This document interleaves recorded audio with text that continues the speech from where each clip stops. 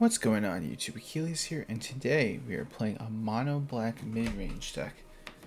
This one I put together with the mindset of complementing the Archfiend of the Dross. 4-drop 6/6 creature that will beat your opponent into the ground or it will kill you. But we have a whole bunch of cards that will push us to hopefully getting our opponents down to 0. So let's get right into the list. We got 4 cut down, 1 copy of Disfigure, 1 Ruthless Negotiation, 1 Bandit's Talent, 2 Caustic Bronco, 4 Deep-Cavern Bat, 4 Go for the Throat, 1 Sheoldred's Edict, 3 Preacher of the Schism, 2 copies of Gix, 1 Liliana, 4 Archfiend of the Dross, 3 Sheoldred, 1 Aclazotz, 1 Phyrexian Fleshgorger, 2 Virtue of Persistence, and for the lands, we got 23 Swamps and 2 Mishra's Foundry to get that extra damage in. So, let's see how we do. In theory, this deck should do good against mono red and or its Rakdos counterpart.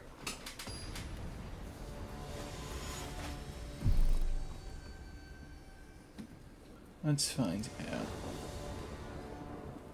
So we're gonna go first. This is pretty good.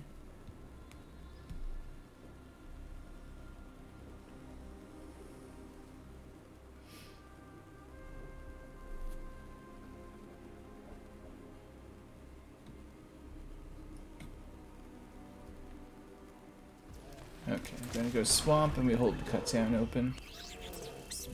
So it's chilling. Might as well just drop the Bandit's Talent.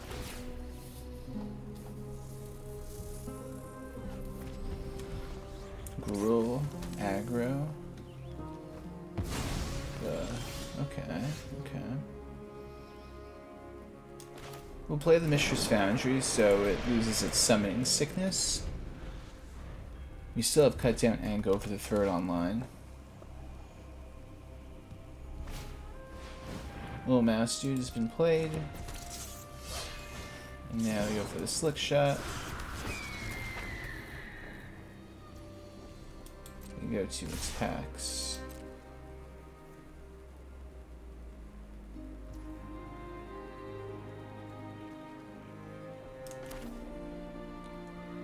So this is where I'm gonna go for the Throat on that. Now they're gonna use their spell, and then after the spell gets used in response, they'll cut down the Slick Shot. Unless they have a green, like hexproofy thing. So they're gonna go for that, which is perfect because now we get rid of both of them without them getting any value. So now we go, drop in the swamp, and drop an Archfiend of the Dross like it's hot. We're gonna try to get them down. Like this card alone could do 24 damage before it dies, hopefully. In theory, but once it loses all those counters, you lose. Or I lose, should I say.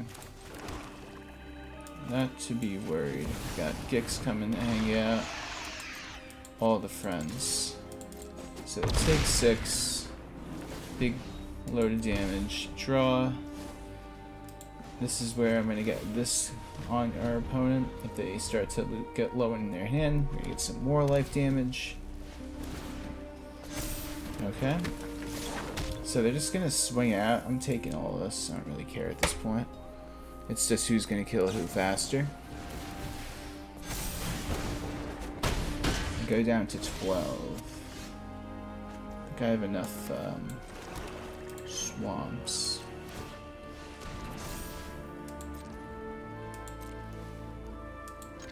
I'm gonna swing out.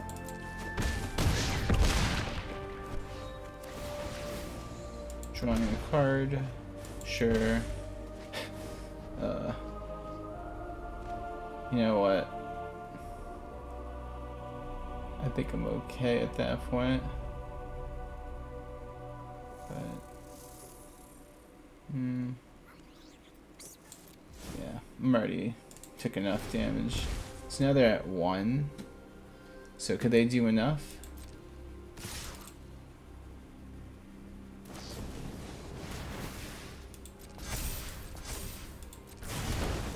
They cannot. They go to 2. Even if I took that other one, I'd still be at 1, but I just don't like to take risks like that. Like even taking the initial 2 damage was, you could have said I didn't have to do, so. You get risky, you draw lands, you start to panic. Just how it goes.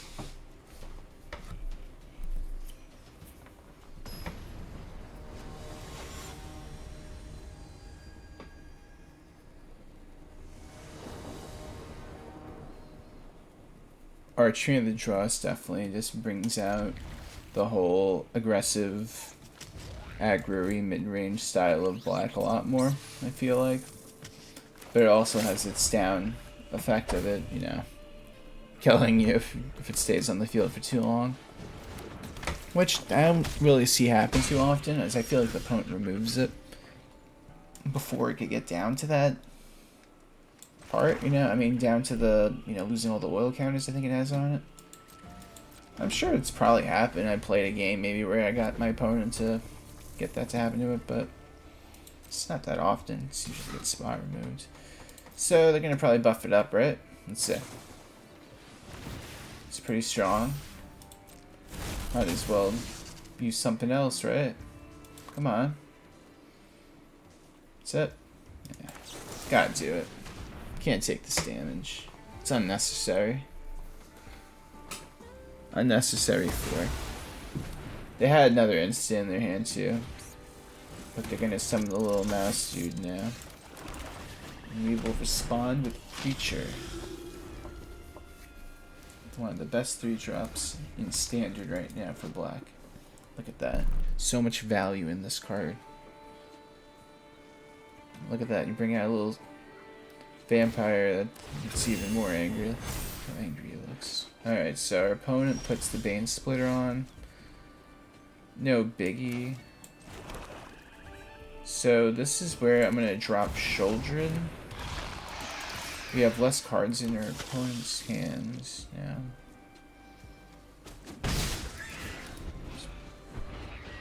Yeah, that's how it works.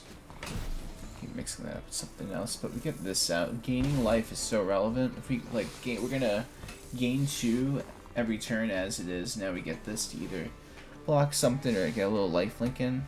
Plus, I'll set up for a big Gix attack play if anything. We just have to be very careful. I don't think I'm gonna block the Heartfire Hero with Sheoldred. Uh-oh, they're gonna kill me with Sellsword. I already feel it. I already know it's coming. I'm not even gonna be shocked. Go Sellsword, I take 10, and then the Heartfire Hero is gonna do 10 to me. Yep. Saw it coming a mile away. You gotta love how busted that card is. The combo, it's like mono red is so strong. Rakdos, blah blah blah. So powerful.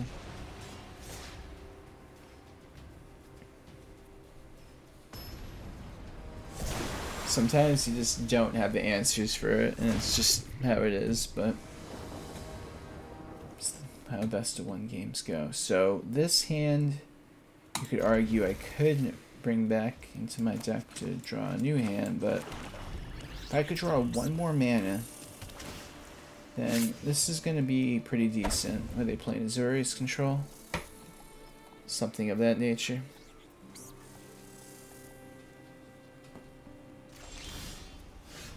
Get the 1 copy of Disfigure, which the mindset of this card is it could be better than Cut Down in the sense of when you cut down something with prowess, they just play a spell and then can't cut down it anymore, so just playing it as like a little extra option, that's all.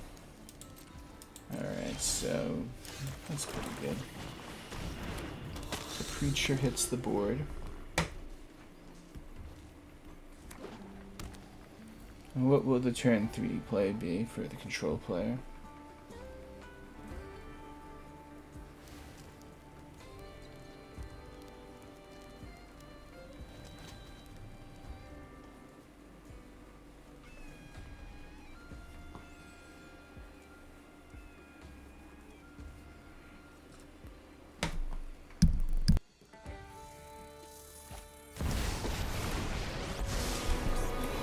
Ace. Emotions are distractions.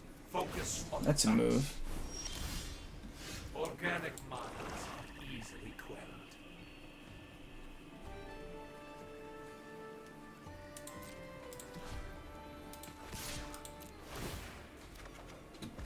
An extra drawing.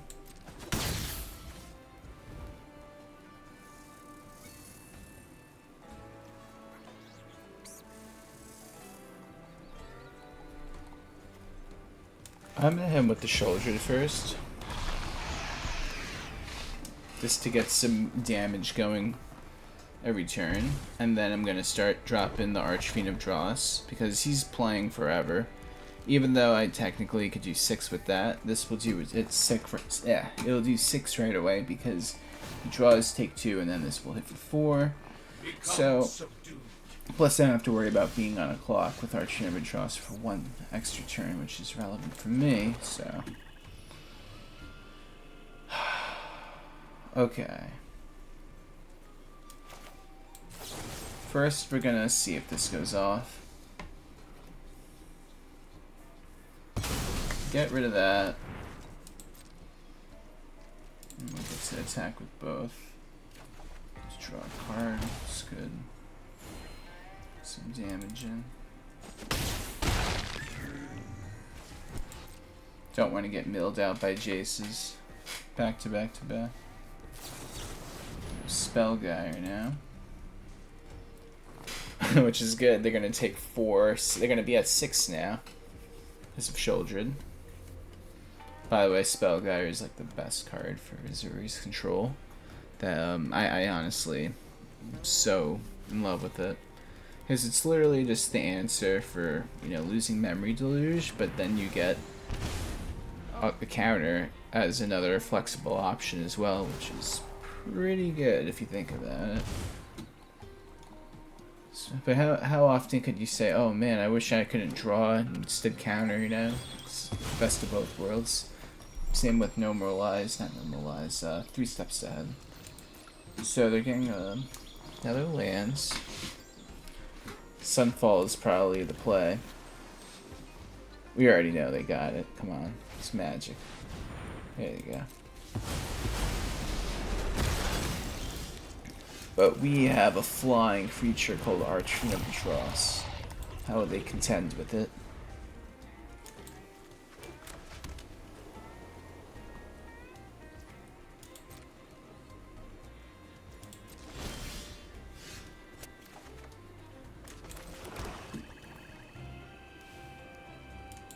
Alright, opponent.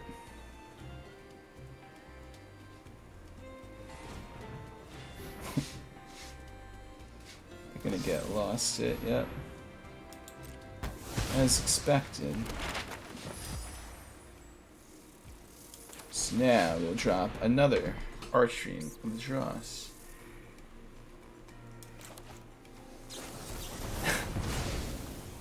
Alright, well. Expected that much, so... Can they defeat a third Archfiend of the Dross? Let's find out. Archfiend of the Dross, number 3, has entered the field successfully. Let's use the map tokens to manipulate what's going on over here. We are definitely going to keep that. And... I'm going to keep that open, actually. I don't think I need to use it. I think the 7 is more than enough.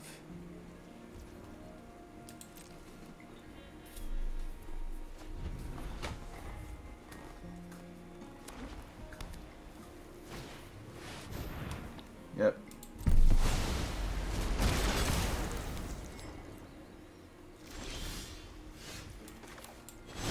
They definitely have normalized, but we have to at least try. Oh, they don't. Okay. Very cool. So if they can't remove this, we're gonna get a lot of value.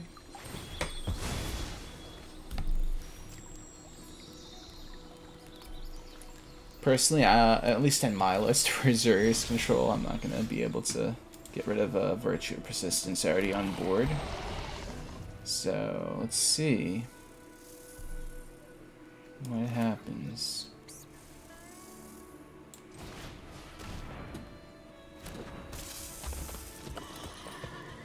I don't want to play everything because of board wipes, so I'm just going to pass.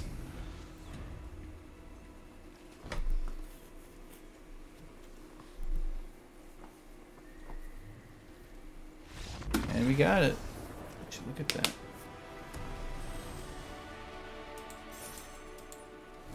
Alright, we'll do one more game for good measure.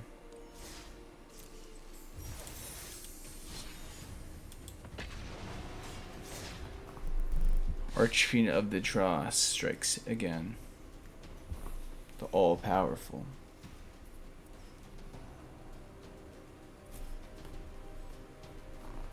That control player did not expect me to have 3 of those in my hand.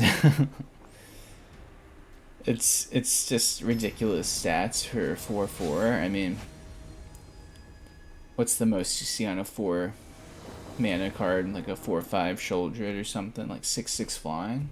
But that other effect of whenever opponent's creature dies, they take 2. It's pretty good. It's actually funny now that we're talking about Archfiend of the Dross. I know that for a fact there's a card that gives you the Archfiend of the Dross, like you give it to your opponent, so you would like give it to them on when they have no counters, so they lose the game or something like that. I think that's pretty silly. Trust issues with stuff like that, right? I'm gonna keep the cut down. I'm just gonna disfigure this one. I feel like cut down could hit more targets in this matchup that we're playing against. Maybe. Okay, so we already know they're gonna have some kind of removal. They're playing black, so obviously they have to. So we're gonna at least look at their hands. Yikes. So we'll make them have to use the Virtue. They can't play the Preacher for turn 3.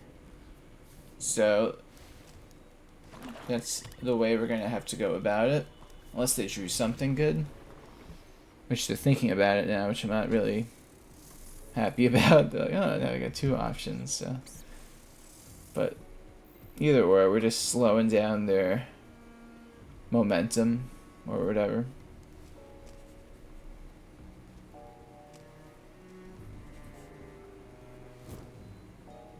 How hard of a decision could it be? Okay, so they do it, get their Preacher back. We do not have our 3rd mana yet. Shocker. And we pass. We're going to probably get Virtued again. I think that's the correct play, just to keep me off balance. But who knows? Our opponent might want to just play the Preacher instead. Or the Liliana. Yikes. No more distractions. Alright guys, if I can't draw a 3rd land, okay. So now the problem is they're just gonna Virtue of Persistence this worm, and I'm gonna cry.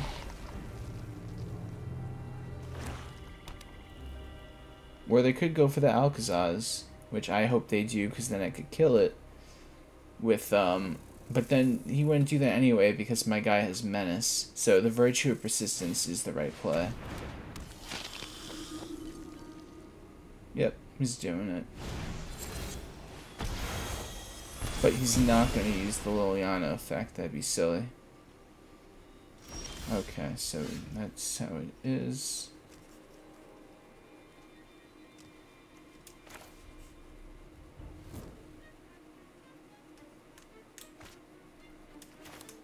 We're gonna take the Aclazotz away from them. And yeah, I mean, not really the right way I want to do it, but this is how we're gonna have to keep them off us. Go for the Caustic Bronco.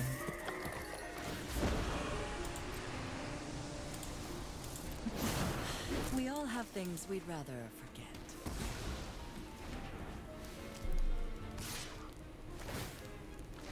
Let's draw.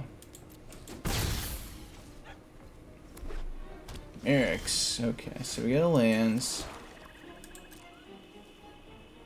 So we're not out of this really yet, but it's not the best situation. So we put him to 1. Go for Sheoldred. I think you look better as a corpse. And hopefully they just don't draw another lands.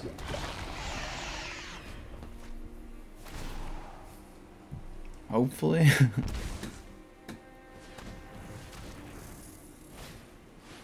Draw a Bronco. Use my card. Now they have a Merrick's open. I don't want to block that.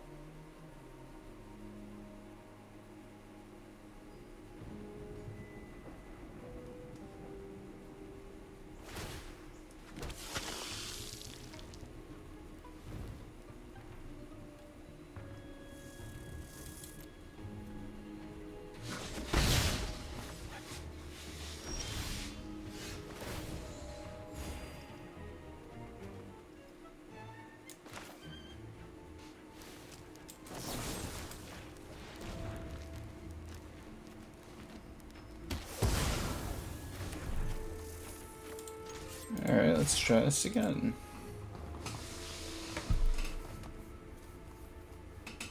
They definitely block it with the 1/1. The Sheoldred gets blocked by it. If not, I'd question that, but it might. Yeah, it's okay. So they are doing that. You couldn't be more annoying.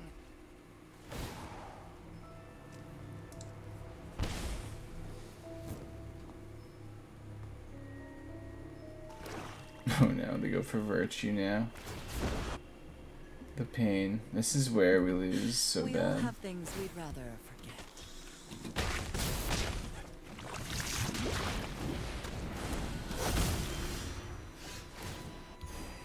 Out of all the cards to draw.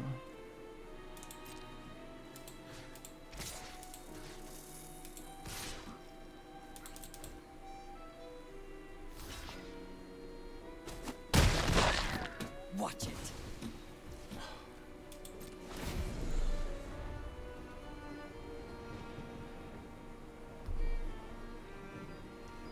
Infinite value. Honestly, there's no way I'm coming back from this. Especially I can do Virtue on top of Virtue. I don't even know why I'm trying to stay in it.